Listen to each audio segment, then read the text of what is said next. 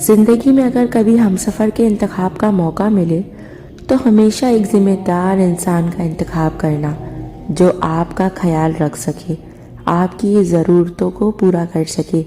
یہ محبت کچھ نہیں ہوتی۔ جب زندگی کی حقیقتوں سے پالا پڑتا ہے تو سب سے پہلے یہ محبت گھر کی کھڑکی دروازوں سے نکل کر بھاگتی ہے۔ یہی حقیقت ہے۔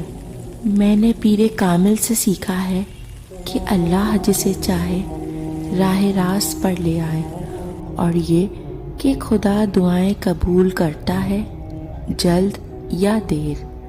میں نے نمل سے سیکھا ہے کہ ہمارے لیے سب سے اہم ہماری فیملی ہوتی ہے، ان کے اپنے ہونے کا احساس دلانا چاہیے۔